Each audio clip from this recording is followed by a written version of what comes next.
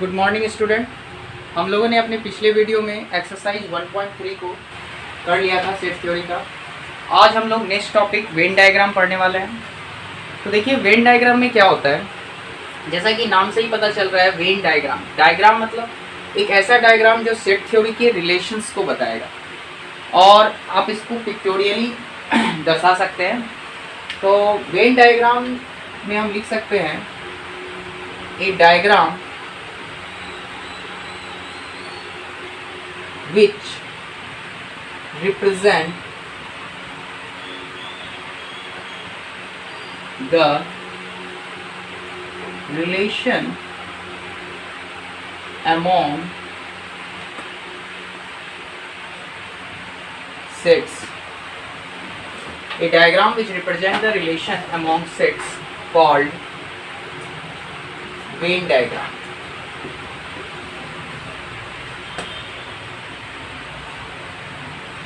Venn diagram में actually हम लोग सेट के जो भी रिलेशंस है उसको पिक्टोरियली रिप्रेजेंट करते हैं। अब जैसे मान लीजिए फॉर एग्जांपल, अच्छा पहले लिख लेते हैं कि क्या किया जाता है in Venn diagram.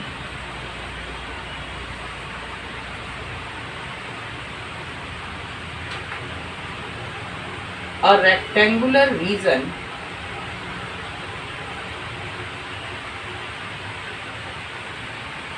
Represent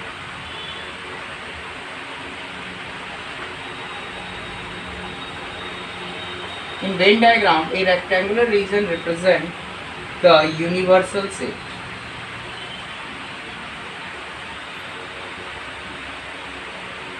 And other sets are represented by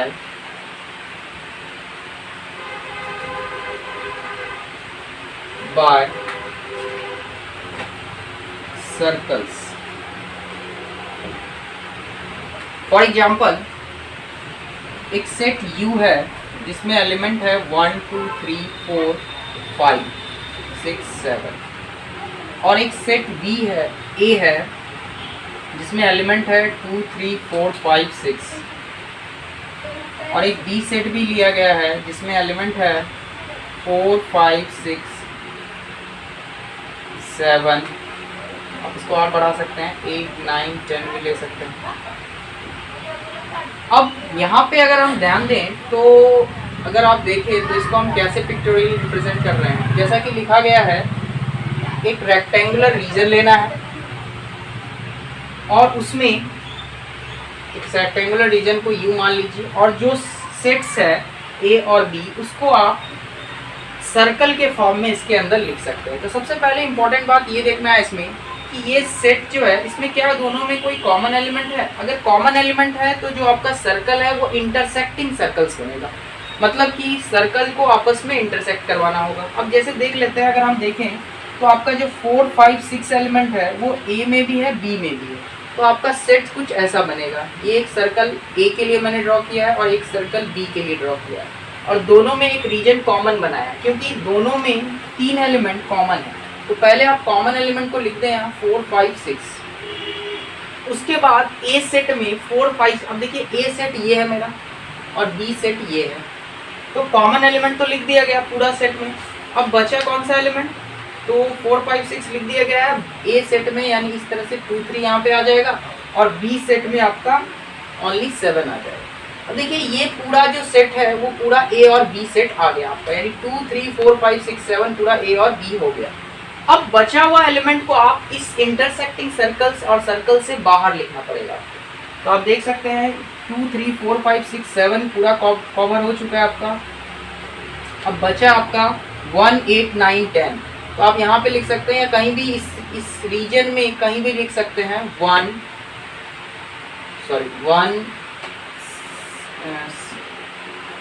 8 9 और 10। ये आपका हो गया।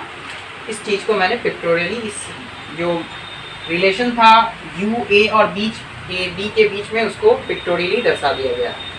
ठीक है, नेक्स्ट हम लोग चलते हैं वेन डायग्राम में ही कुछ और भी चीज़ें हैं जो आगे जानते हैं हम लोग। अच्छा, एक और इम्पॉर्टेंट बात, जो वेन डायग्राम है वो किस साइंटिस्ट के नाम के द्वारा दिया गया है, उनका नाम है logician John when. Venn diagram is named after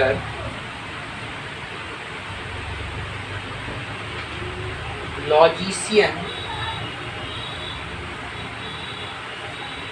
John Wayne। Next हम लोग चलते हैं वेन डायग्राम में ही। अब देखिए और भी कुछ एग्जांपल हम लोग ले लेते हैं। जैसे ये मैंने एक एग्जांपल लिया जिसमें कि आपको इंटरसेक्टिंग सेट दिखाया गया है। अब एक और एग्जांपल ले लेते हैं इसी का, नोट डाउन कर सकते हैं इसको।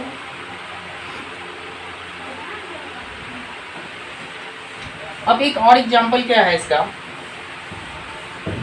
कि मान लीजिए एक सेट U मैंने लिया है जिसमें 1 2 3 4 5 6 डॉट डॉट 10 तक एलिमेंट, और एक ए सेट मैंने लिया है जिसमें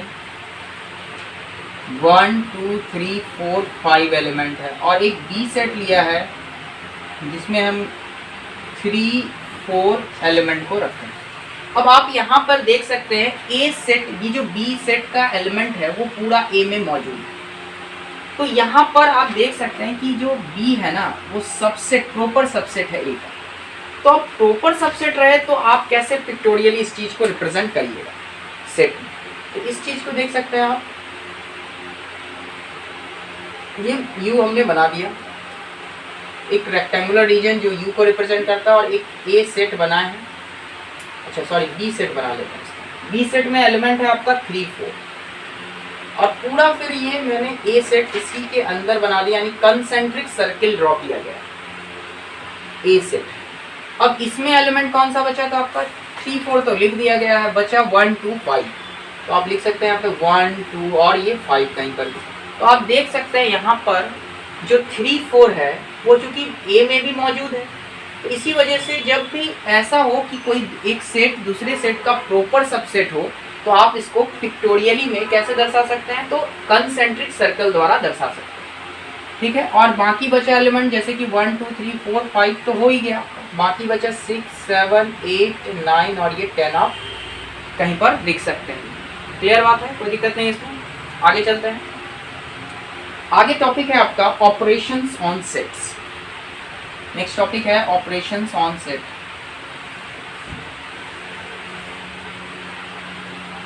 ऑपरेशंस ऑन सेट्स। अब देखिए नंबर सिस्टम में आपने बहुत सारा ऑपरेशन पढ़ा था, एडिशन, सब्ट्रैक्शन, मल्टीप्लिकेशन, डिवीजन। उसी तरह सेट्स में भी बहुत सारे ऑपरेशंस होते हैं, ठीक है। अब देखिए सेट्स में मेनली अगर हम बात करें तो 2 टाइप के ऑपरेशन होते हैं, यूनियन और इंटरसेक्शन। तो हम लोग जानते हैं सबसे पहले यूनियन ऑफ 2 सेट्स के बारे में। क्या होता है यूनियन ऑफ सेट्स? देखिए डिफिनीशन जानने से पहले एक एग्जांपल लेकर के क्लियर कर देना चाहते हैं कंसेप्ट को कि मान लीजिए यूनियन होता क्या है। देखिए नाम से जैसा स्पष्ट हो रहा है यूनियन, यूनियन का मतलब एक पूरा कलेक्शन हो जाएगा आपका, एक पूरा समूह आ जाएगा। आप देख सकते हैं जैसे कि एग्जांपल हम ले रहे हैं डिफिनीशन से पहले, एक सेट ए है जिसमें 1 2 3 4 5 एलिमेंट, और एक सेट बी हमने लिया है जिसमें 4 5 6 7 8 एलिमेंट। अब यहाँ पे बोला गया ए यूनियन बी निकालिए। देखिए यूनियन का सिंबल होता है यू, इस तरह का यू लिख देना, यूनियन करना। अब इसमें क्या है कि यूनियन को कैसे लिखना है सेट का? बहुत ही सिंपल है, बहुत ही आसान है यूनियन को लिखना। कि अगर आपको ए सेट दिया है और बी सेट दिया है, उसका यूनियन पूछ रहा है, तो आप लगातार जो भी एलिमेंट ए और बी में है वो आप लिख सकते हैं। अब जैसे कि 1 है, 2 है, 3 है, 4 5। अब देखिए 4 5 यहाँ भी है, तो 4 5 दोबारा से रिपीट नहीं करना है आपको, क्योंकि आप जानते हैं सेट में रिपीटेड लेटर को एक ही बार लिया जाता है। तो 1 2 3 4 5 जो है आप यहाँ पे उसके बाद 6 7 8 9 से स्टार्ट कर सकते हैं, 6 7 8। तो आप देख सकते हैं जो ए यूनियन बी है वो जो है एक तरह से सुपर सेट है ए और बी का, यानी कि ए और बी का सारा एलिमेंट जो है वो ए यूनियन बी में आ गया है। तो आप इस चीज़ को कैसे बोल सकते हैं कि ए और, यानी कि आप बोल सकते हैं कि जो यूनियन ऑफ 2 सेट्स होता है वो क्या होता है, the collection of set of all those element which is A and B, जो कि ए और बी में मौजूद है। तो आप लिख सकते हैं इस चीज को डिफिनीशन के तौर पर क्या लिखिएगा, the union of set A and B, the union of sets A and B is the set which consists of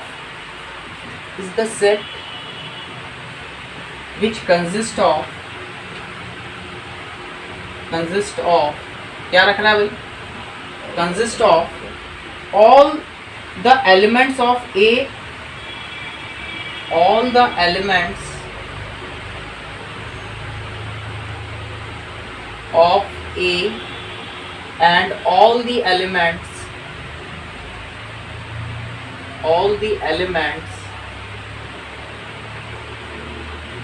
of B, और साथ साथ ये भी रख रहा है कि दोनों में जो एलिमेंट कॉमन है उसको भी रख रहा है। तो आप लिख सकते हैं एंड करके, and the common element, and the common element of A and B, A and, तो इस तरह से ये जो है आपका यूनियन ऑफ सेट का ये डिफिनीशन हो जाएगा। अब अगर हम इसको वेन डायग्राम में देखने की कोशिश करें तो वेन डायग्राम भी आप इसका बना सकते हैं। अब जैसे मान लीजिए ये यू है आपका, यू मतलब यूनिवर्सल सेट है जो रेक्टेंगुलर रीजन द्वारा रिप्रेजेंट किया गया है, और ए यूनियन बी को आपको दिखाना है। तो सिंपल है, अब देख लेती है। अब यहाँ देख सकते हैं कि 4, 5 ये दोनों में कॉमन है, तो यहाँ पे फिर से इंटरसेक्टिंग सर्कल्स बनेगा। तो सर्कल आप इस तरह से ले सकते हैं, एक सर्कल और एक इंटरसेक्ट करता हुआ सर्कल आप दिखा सकते हैं। तो अगर हम देखें तो 4, 5 मेरा कॉमन है, तो आप इस रीजन में 4 और 5 रख दीजिए।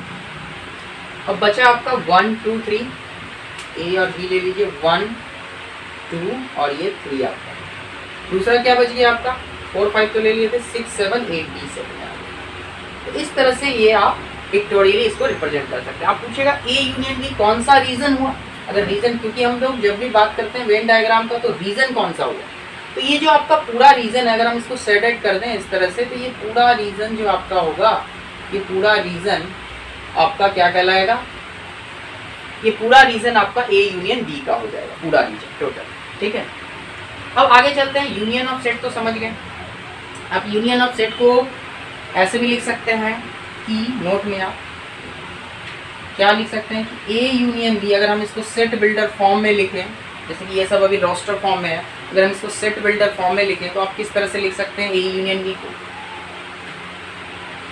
X such that x belongs to A और एक्स बिलोंग्स टू बी। क्या मतलब हुआ यहाँ पे कि एक्स जो है वो ए और बी दोनों में मौजूद है। क्लियर है। नेक्स्ट हम लोग चलते हैं, यहाँ पे आप देख सकते हैं कि x such that x which is belongs to a और बिलोंग्स टू b, मतलब जो x है वो आपका वो a में भी है और b में भी, इसका मतलब यही हो जाता है। ठीक है, अब हम लोग देखते हैं इसी में यूनियन हो गया। अब इंटरसेक्शन ऑफ सेट्स क्या होता है, जैसा कि आप जान रहे हैं 2 ऑपरेशंस होते हैं सेट्स में, यूनियन और इंटरसेक्शन। यूनियन में हो गया, कोई दिक्कत नहीं है इसमें, बाकी एग्जाम्पल और भी आप ले सकते हैं, इसका आपके बुक में भी दिया गया है और एक्सरसाइज से भी क्लियर हो जाएगा। ठीक है, नेक्स्ट हम लोग चलते हैं इंटरसेक्शन ऑफ सेट्स की ओर। क्या होता है कि इंटरसेक्शन, देखिए intersection of sets, intersection of sets, जैसा कि आप समझ रहे हैं कि नाम से ही पता चल रहा है इंटरसेक्ट से। अब जैसे कि कोई चीज लाइन हो या कोई भी सर्कल हो, अभी आप जैसे देखा आपने इंटरसेक्ट कब किया, इंटरसेक्ट भाई इंटरसेक्ट तभी करेगा एक कॉमन पॉइंट जब होगा। अगर लाइन की बात करें, लाइन इंटरसेक्ट कब करता है, जब एक कॉमन पॉइंट मिलता है हमको।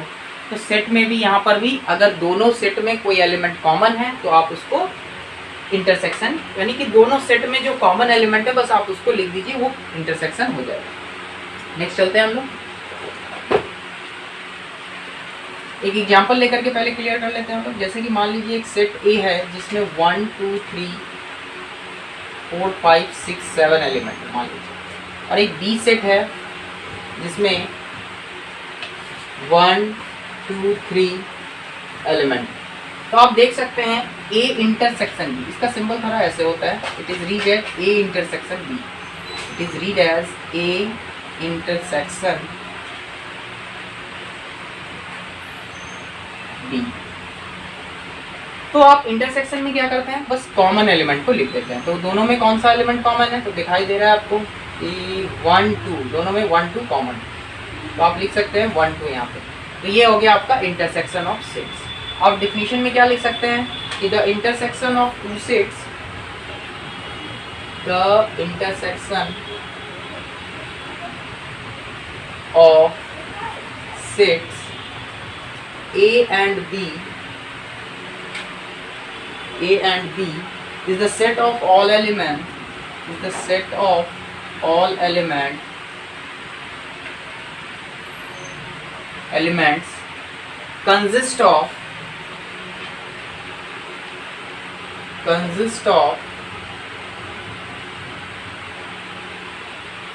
both A and B,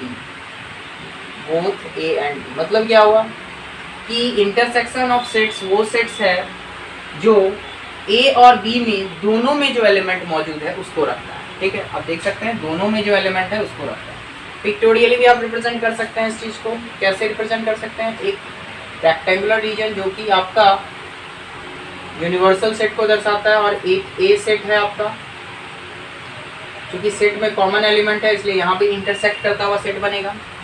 तो आप देख सकते हैं कौन सा एलिमेंट कॉमन है भाई, 1 और 2 कॉमन है, तो आप 1 को यहाँ लिख दो, 2 को यहाँ लिख दो। ये आपका ए सेट हो गया, ये बी सेट हो गया।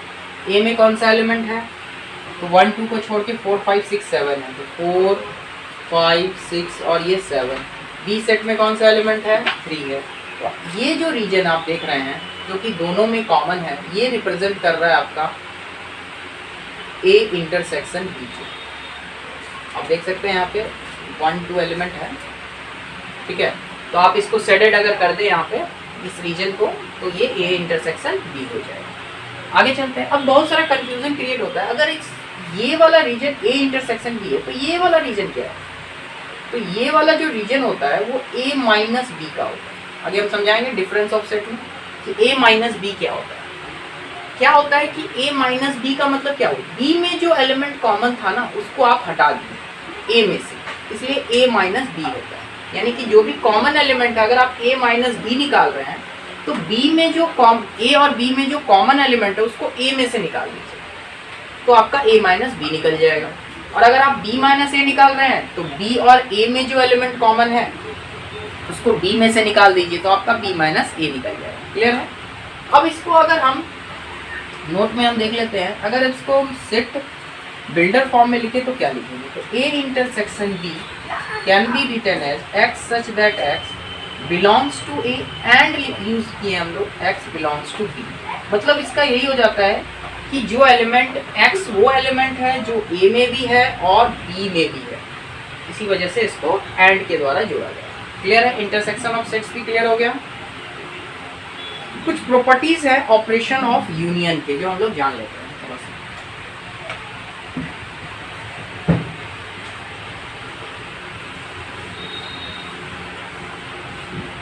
Some properties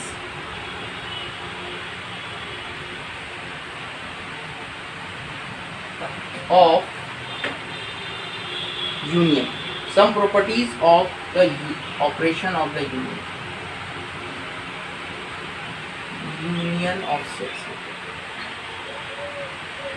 some properties of union of set। तो पहला प्रॉपर्टी है कि अगर आप, जैसा कि सब में होता है कम्यूटेटिव प्रॉपर्टी है, ये ए यूनियन बी निकालिए या फिर बी यूनियन ए निकालिए, बात एक ही है। अगर हम ए का यूनियन बी के साथ निकालते हैं और बी का यूनियन ए के साथ निकालते हैं तब पर भी वही बात होगा। आप एग्जाम्पल लेकर इस चीज़ को समझ सकते हैं। जैसे कि मान लीजिए कि ए एक सेट हमने लिया है 1 2 3 4 5 और एक बी सेट लिया है जिसमें है 3 4 5 6 7। तो अगर आप यहाँ पर देख सकते हैं हम इस चीज़ को कि अगर आप ए यूनियन बी निकालते हैं तो ए यूनियन बी क्या होगा, हम पहले भी सेट के डिफिनेशन में बता दिया गया है कि वो सारा एलिमेंट जो ए और बी में दोनों में मौजूद हो। तो इस तरह से आपका हो जाएगा 1 2 3 4 5 6 और 7। तो ये आपका ए यूनियन बी है। और बी यूनियन ए क्या होगा? बी यूनियन बी वही होगा ना, 1 2 3 4 5 6 7। इस तरह से आप देख सकते हैं कि ए यूनियन बी जो है वो बी यूनियन ए के बराबर है। तो ये आपका कम्यूटेटिव लॉ हो जाएगा, कम्यूटेटिव लॉ। नेक्स्ट लॉ है आपका एसोसिएटिव, जिसमें आपको बताया गया A union B union C. देखिए इसमें 3 सेट लिया जाता है, जब भी बात आती है एसोसिएटिव की तो 3 सेट हम लोग लेते हैं। ए यूनियन, ए का यूनियन हम लोग बी यूनियन सी के साथ करेंगे, या फिर ए का यूनियन बी और यूनियन सी के साथ करेंगे, तो भी बराबर आता है। आप इसको भी एक एग्जाम्पल लेके क्लियर कर सकते हैं।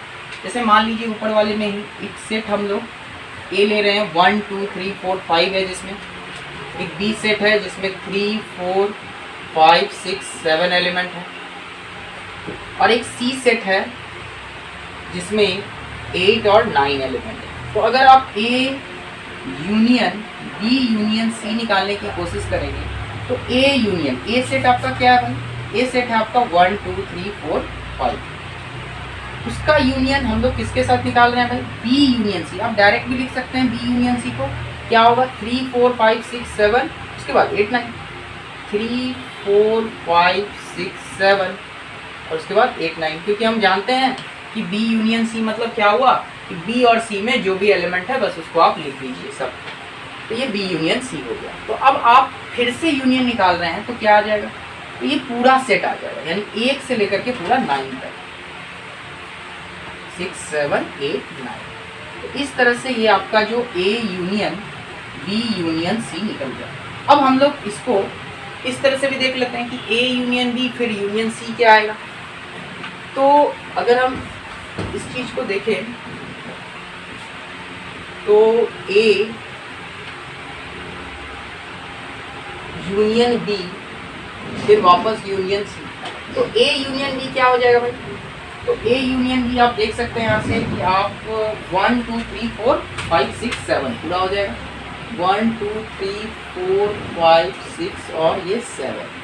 फिर यूनियन सी, अब सी यूनियन क्या होगा आपका? 8 और 9 होगा, तो 8 और 9। अब आप इसको अगर कंबाइन करते हैं तो 1 2 3 4 5 6 7 8 9 आ जाएगा। तो इस तरह से आपका A union B union C भी आपका आ गया। तो आप देख सकते हैं A union B union C जो था आपका A union B union C के बराबर है। नेक्स्ट है आपका तीसरा है, जिसको हम बोलते हैं आइडेंटिटी एलिमेंट। अब जैसे कि अब पहले भी पढ़े हैं, उसमें भी नंबर सिस्टम में कि जो एडिशन के लिए जो आइडेंटिटी एलिमेंट होता था वो 1 होता था, 0 होता था। 0 में किसी एलिमेंट को अगर आप जोड़ते हैं तो 0 ही हो जाता है। तो इन केस ऑफ सेट जो 5 होगा यहाँ पे आइडेंटिटी एलिमेंट होगा, है ना। तो आप बोल सकते हैं इसको बोल सकते हैं आप associative law, associative law. Next law करते हैं हम लोग इसके बाद।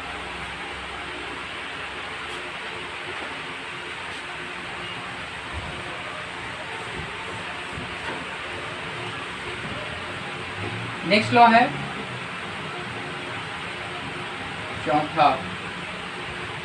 तीसरा, law of identity. Law of identity क्या होता है इस लॉ में? तो बहुत सिंपल है कि अगर कोई सेट ए है और आप उसका यूनियन 5 के साथ निकाल रहे हैं तो वही सेट होगा। बिल्कुल 5 के बारे में क्या जानते हैं आप कि 5 एक ऐसा सेट है जिसमें कोई एलिमेंट नहीं होता है। अगर आप उसका यूनियन ए के साथ करोगे तो ए ही मिलेगा, इसमें तो कोई समझाने वाली बात है ही नहीं। इसको हम लोग कहते हैं identity, law of identity, where 5 is the identity set. अब बोल सकते हैं 5 को यहाँ पे आइडेंटिटी सेट। नेक्स्ट हम लोग बात कर लेते हैं idempotent law. Idempotent law, idempotent law क्या कहता है कि किसी भी सेट का यूनियन उसी के साथ तो वही एलिमेंट आता है। बिल्कुल सही बात है, अगर आप ए सेट का यूनियन ए सेट के साथ ही कीजिएगा तो ए सेट ही मिलेगा। तो इसी चीज को आइडेम्पोटेंट लॉ कहते हैं, ठीक है। नेक्स्ट हम लोग चलते हैं कि अगर मान लीजिए दूसरा है कि यू सेट के साथ अगर आप यूनियन निकालिए, देखिए ये यू है और ये यूनियन का सिंबल है, ठीक है, ध्यान से रखिएगा। तो आप ही जानते हैं यू सेट हम क्या पढ़े थे, यूनिवर्सल सेट, और यूनिवर्सल सेट में तो ए सेट मौजूद होगा ही, आप जानते हैं। आप यहाँ पे लिख सकते हैं इस बात को कि A is a proper subset of U, मतलब ए का सारा एलिमेंट यू में मौजूद है। तब भाई यूनियन कीजिएगा तो क्या आएगा, पूरा यू ही आएगा ना, क्योंकि यूनियन में हम सारा एलिमेंट को लिखते हैं। तो यू और ए का यूनियन क्या आएगा, यू आएगा। अब इसको एक एग्जांपल लेकर के आप क्लियर कर सकते हैं। जैसे कि मान लीजिए यू मेरा यूनिवर्सल सेट है, तो यूनिवर्सल सेट को कैसे लिखते हैं हम लोग,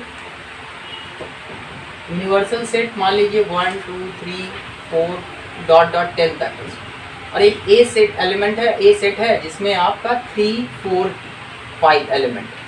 अगर आप यू का यूनियन ए के साथ निकालिएगा तो आप ही देख लीजिए, यूनियन का मतलब होता है वो पूरा एलिमेंट जो यू और ए दोनों में है। तो दोनों में अगर होगा तो क्या होगा, तो ये आपका आएगा 1 2 3 4 डॉट डॉट 10 तक ही आ जाएगा। तो इससे आपको क्या पता चल रहा है, जो ये सेट है ये यू ही है ना।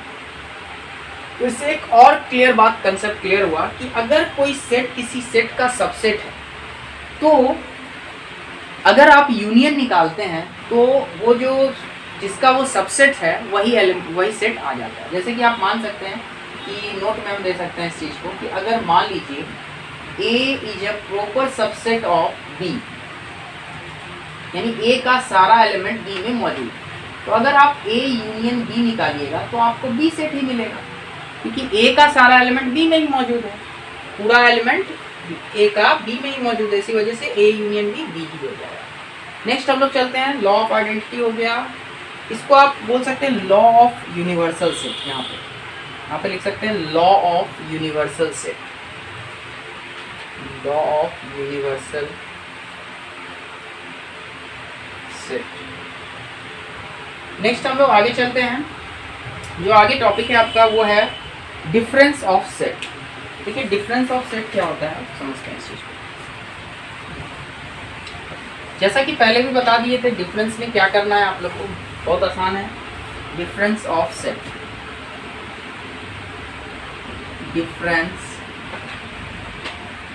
ऑफ सेट, दो सेट का डिफरेंस कैसे निकालते हैं।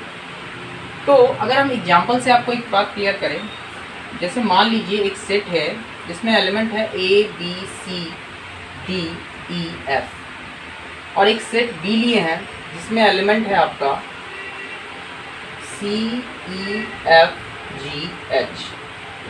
अगर हम डिफरेंस की बात करें तो A minus B, it is simply read as minus, ठीक है, A माइनस बी। तो A माइनस बी कैसे निकालेंगे, तो पहले भी बता दिया गया आपको कि A में जो A और B में जो कॉमन एलिमेंट है उसको A में से निकालना। तो अगर आप देखें तो A और B में क्या एलिमेंट कॉमन है, तो आपको नजर आएगा A और B में common element A B C D E F C E F G। तो आप देख सकते हैं ये जो C E F है ये दोनों में मौजूद है, ये जो C E F है ये दोनों में मौजूद है। तो ये C E और F को आप A में से निकाल लीजिए, क्योंकि ये दोनों में मौजूद है। तो आपका क्या एलिमेंट बच गया, A B और ये D।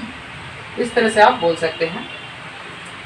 अगर हम इसको रोस्टर, ये तो आपका रोस्टर फॉर्म है, अगर हम इसको सेट बिल्डर फॉर्म में लिखें तो आप कैसे लिखिएगा इस चीज़ को, सिंपल है, ऐसे लिखना है इस चीज़ को, A minus B x such that x belongs to A and x does not belongs to B। एकदम समझ में आ गया आपको। अगर x A में मौजूद है तो वो B में नहीं होना चाहिए, मानी वो x B में से नहीं होगा। तो सीधी बात है, इसको ऐसे ही लिख सकते हैं आप कि जैसे कि मान लीजिए आपका x एलिमेंट, अभी आपने देखा कि A B D, A minus B में कौन सा एलिमेंट नहीं है, वो एलिमेंट जो A में है और B में हम लोग B से हटा दिए। देखिए जो C E F वाला जो एलिमेंट है उसको हटा दिया गया है ना। नेक्स्ट हम लोग चलते हैं,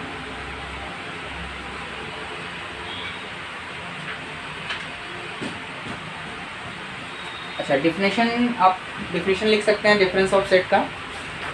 the difference of set, the difference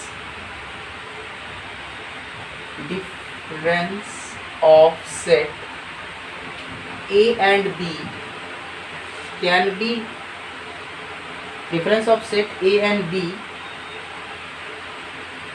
can be defined as,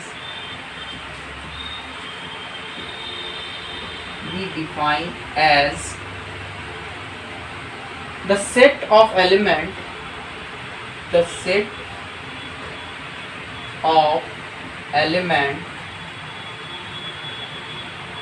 which belong to A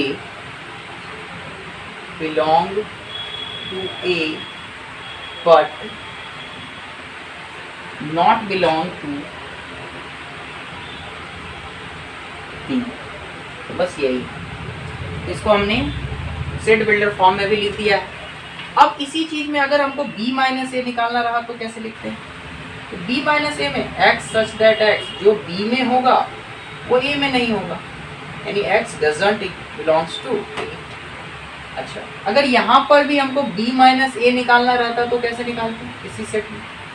तो आप देख सकते हैं B माइनस ए, तब आप B को पहले देखिएगा। तो एक बार समझिए इस चीज को, B को पहले क्या देखना है कि अब जो कॉमन एलिमेंट है, कॉमन एलिमेंट तो आपका वही है। क्या है कॉमन एलिमेंट? कॉमन एलिमेंट है आपका C, D और E, सॉरी C, E और F, C, E और F। इस बार C, E और F जो है B में से आप निकालिएगा, C, E और F को आप B में से निकाल दीजिए। तो B में से निकाल दीजिए तो क्या बचेगा आपका? G और H बचेगा। तो हो गया, यही है आपका B माइनस ए। इस तरह से हम लोग डिफरेंस ऑफ सेट का भी जो कंसेप्ट है उसको क्लियर कर लिए। अब हम लोग चलते हैं some properties of operations of intersection. Union की प्रॉपर्टीज हमने देख लिया, अब हम लोग इंटरसेक्शन की प्रॉपर्टीज पे चलते हैं।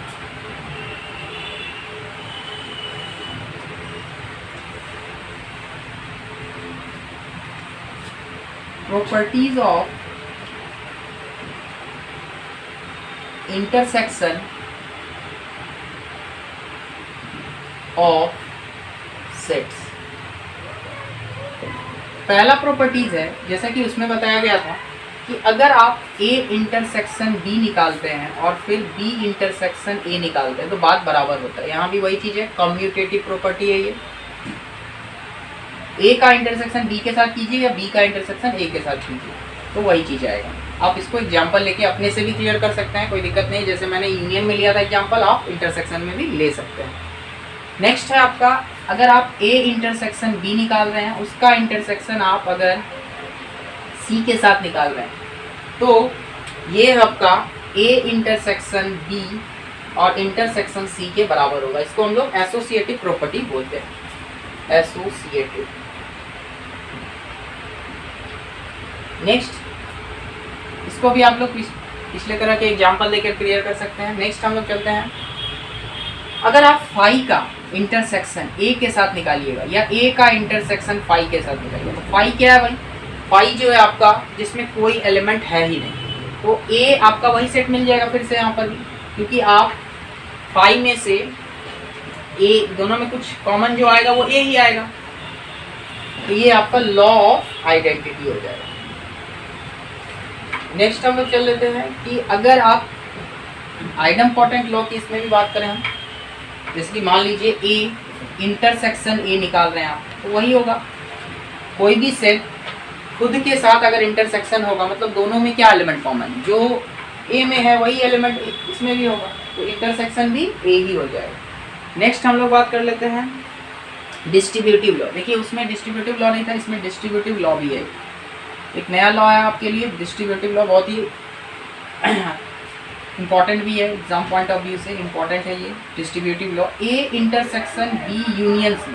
अब जैसे आपने पढ़ा था वहाँ पे कि डिस्ट्रीब्यूटिव लॉ नंबर सिस्टम में, क्या पढ़ा था नंबर सिस्टम में डिस्ट्रीब्यूटिव लॉ, एक बार ये भी देख लेते हैं। तो मान लीजिए कि कोई A है इंटू B प्लस C है, तो ये हमने डिस्ट्रीब्यूटिव लॉ में पढ़ा था कि AB प्लस BC, यानी A का गुना B के साथ और A का गुना C के साथ, ये दोनों इक्वल होता है। तो ये पढ़ा था हमने डिस्ट्रीब्यूटिव लॉ में नंबर सिस्टम के लिए। तो यहाँ पर सम और एडिशन जो एक तरह से यूनियन और इंटरसेक्शन कर रहे हैं, तो यूनियन यहाँ पे हम इंटरसेक्शन लिए और यहाँ पे यूनियन लिए। तो इसको हम लोग कैसे लिखेंगे, सिंपल है, ए का यूनियन बी के साथ, ए का इंटरसेक्शन बी के साथ, क्योंकि ए इंटरसेक्शन, अब देखिए इंटरसेक्शन आ गया है तो कैसे करेंगे इसको, ए इंटरसेक्शन बी, जैसे हम लोग मल्टीप्लाइड होता है तो ए का मल्टीप्लाइड बी के साथ करते हैं, तो सेम प्रोसेस से ए का इंटरसेक्शन बी के साथ, फिर यूनियन दीजिएंगे और फिर ए का इंटरसेक्शन सी के साथ। This is the distributive law. अब आप इसको एक एग्जाम्पल लेकर के भी क्लियर कर सकते हैं। तो आज की इस वीडियो में इतना ही। नेक्स्ट हम लोग एक्सरसाइज 1.3 को करेंगे, ठीक है। Thank you. 4 करेंगे। 1.4